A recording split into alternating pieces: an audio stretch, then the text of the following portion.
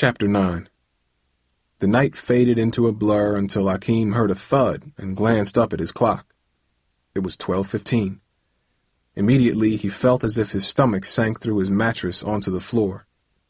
Savan. It was Friday night. He had to know for sure about Savan. Hakeem bolted upright in his bed. The room was dark except for the nightlight, but even in its dim glow he could see that Savan was gone. Hakeem cursed himself for falling asleep. But then, just above a whisper, he heard it. A thin metallic squeak. Then a soft thud. Hakeem peered out the open window. Someone was walking away from the house. It had to be his cousin. Scrambling out the window, Hakeem nearly rolled off the roof, a drop that would certainly break bones. Unused to the roof, he fumbled at the iron railing before finally getting a good grip.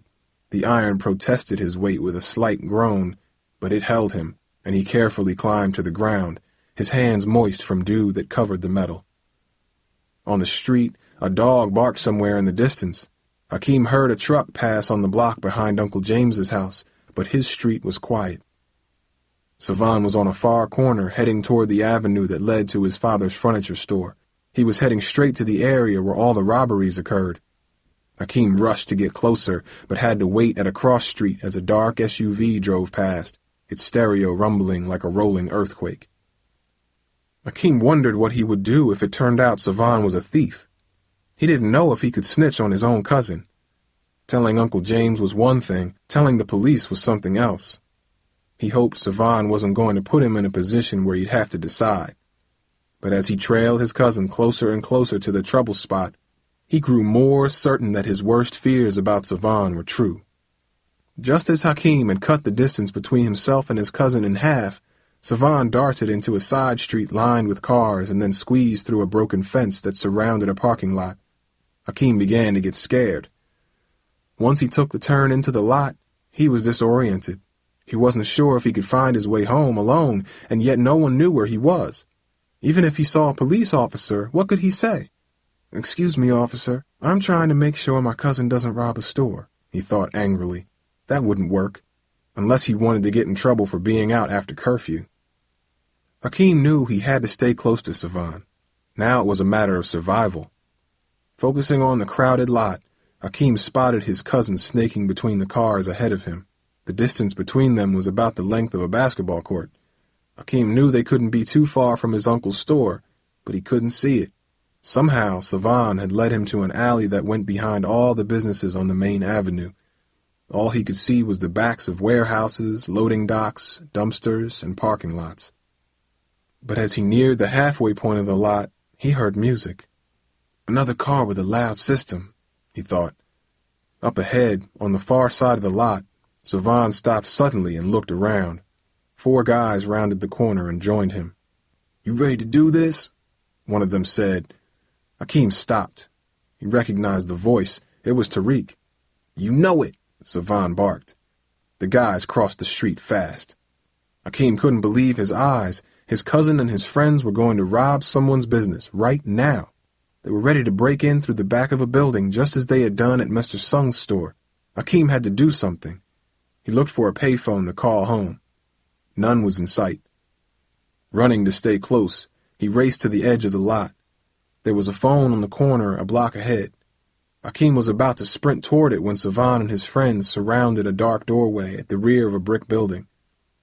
Music drowned whatever words were being said, but to Hakeem's surprise, the door opened, and the group moved inside. An overhead light illuminated each person's face as they passed. Savan was first in line. As Hakeem watched, a second group of people approached the door and went in. Hakeem crossed the street and moved toward the door. The music grew steadily louder as he approached. It came from inside the building, not the street, he realized, feeling the air vibrate with sound. He rushed to the spot where Savan and his friends stood. To his surprise, the door creaked open, and an enormous man with a shaved head and thick arms emerged. "I don't know you," he said, examining Hakeem as if he had committed a crime. "You got to go round the front."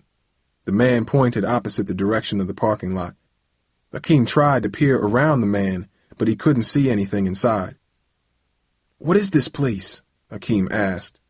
The man suddenly looked insulted. "If you don't know that, you shouldn't be here," he grumbled. The door closed in Hakeem's face.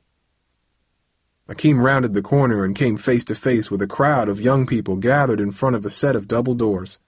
A sign above them read, "The Street," and just beneath were the words, "Friday night, 18 and under, live and local hip-hop."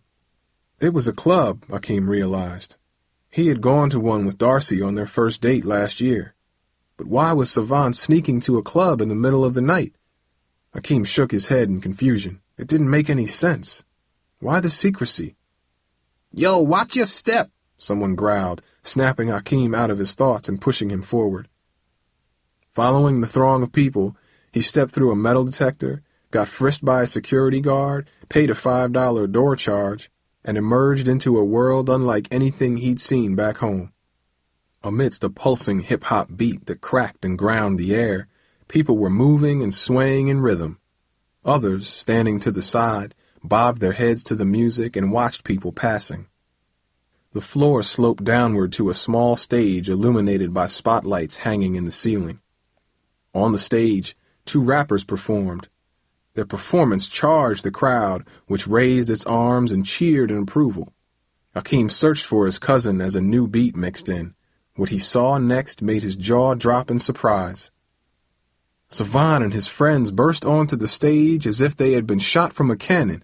Hakeem gaped as his cousin strutted with poise and skill to the beat.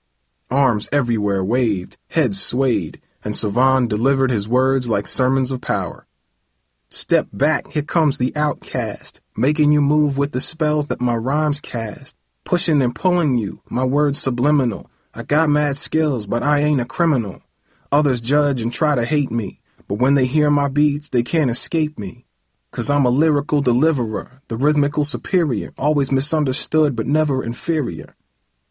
Hakeem stood dumbfounded, his mind spinning like a whirlwind. Savan's behavior over the last week suddenly made sense. The late hours, the mysterious plans, the desperate need to be out Friday night. None of it had anything to do with robbery. His cousin was a rapper, not a thief.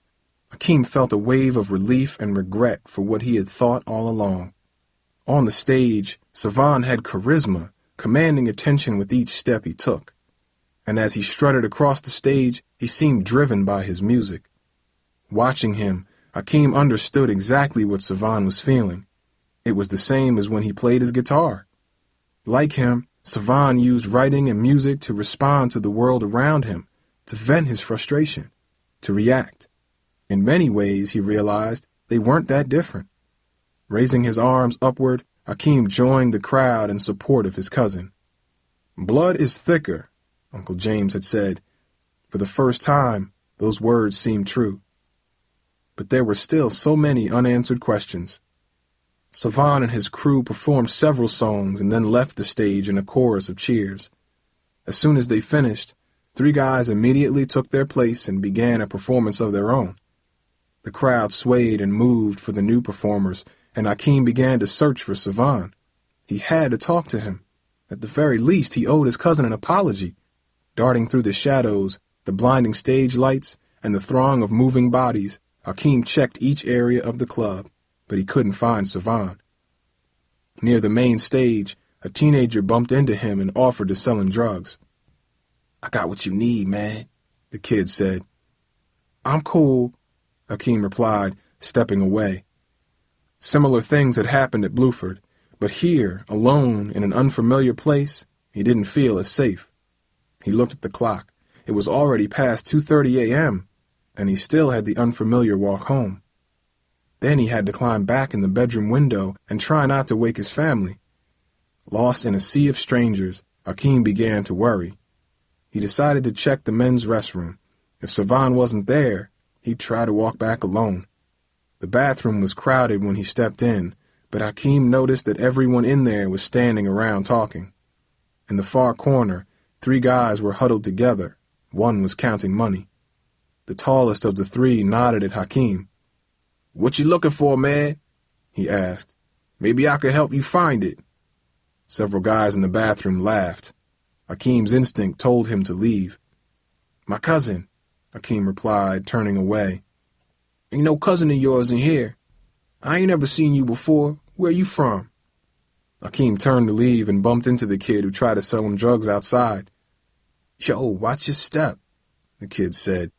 Hakeem tried to go around him, but the kid moved to block his path. "What you running from, man?"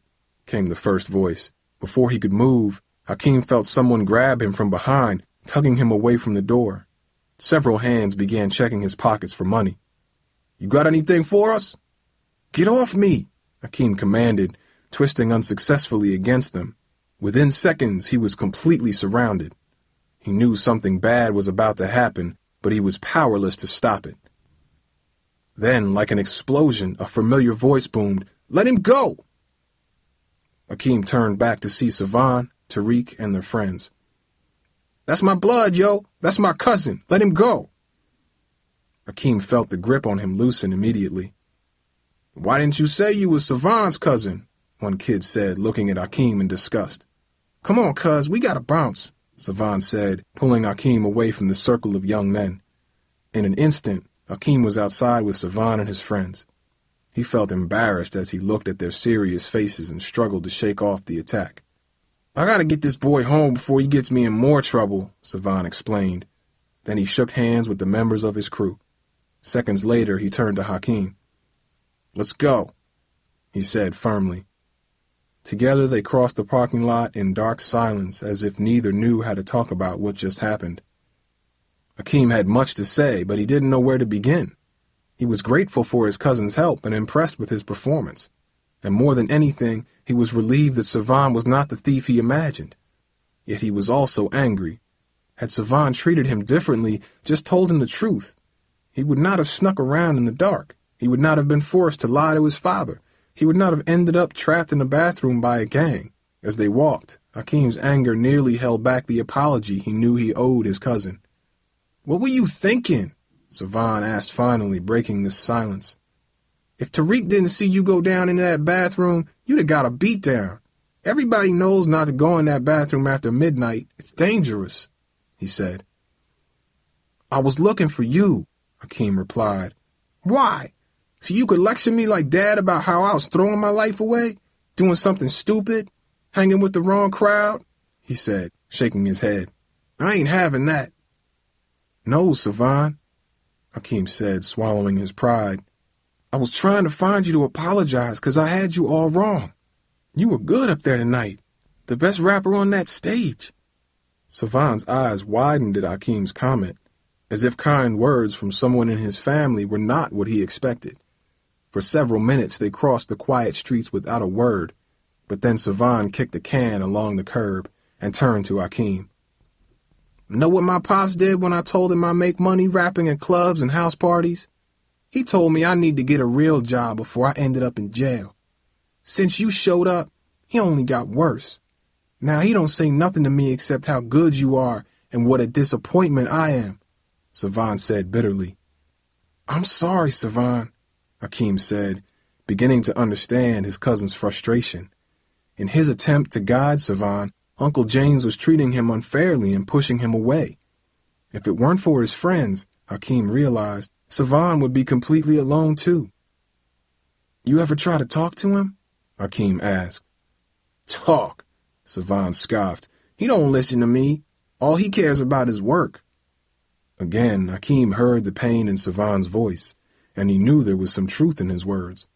But he also knew it wasn't easy to talk to Savan, and he had seen Uncle James's deep concern for his son, though Savan couldn't see it. "I was just hoping you could talk some sense into him," Uncle James had said days ago. "You two need to talk. I mean, really talk," Hakeem suggested. "You don't understand, cuz. I tried talking to him months ago. I told him that me and the boys had been rehearsing and stuff. I even asked him if he wanted to see us perform, but all he could talk about was the store and how he needed me there all the time. I was like, but Dad, I've been working here since I was 12 years old. Can't I do my own thing for once, just on weekends? He told me no, that I was going to be wasting my time or something. He don't even know what I do, and he starts acting like I'm becoming a criminal. You know what it's like to have your own father disrespect you like that?" Savan asked, his voice wavering slightly. I know you don't because your dad believes in you, Savan answered his own question. The way I see it, if my dad can't support me, why am I going to spend the rest of my life doing what he says? Besides, he don't need me anyway. He's got you, Savan said as they turned the corner. The day you and I fought, he said he was ready to kick me out.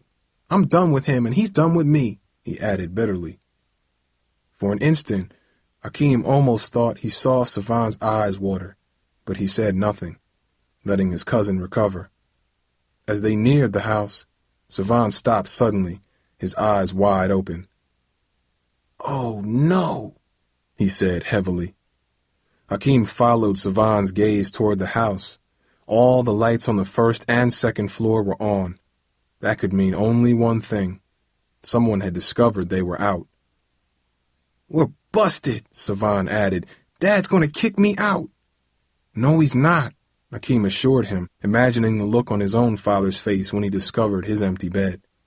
He could almost feel Mom worrying about him as he neared the house. We'll talk to them together. Don't you get it, cuz? I can't sit through Dad ripping me, not again, Savan said. He looked defeated. The fearless stage performer was now suddenly human, a boy fearing the wrath of his father. I can't do it. Akeem stood next to him. Savan, you're not in this alone. I got your back. We'll talk to them together as a family. I'm serious. Come on, he urged. Savan looked at him, took a deep breath, and then stared at the front door. You go first, he said.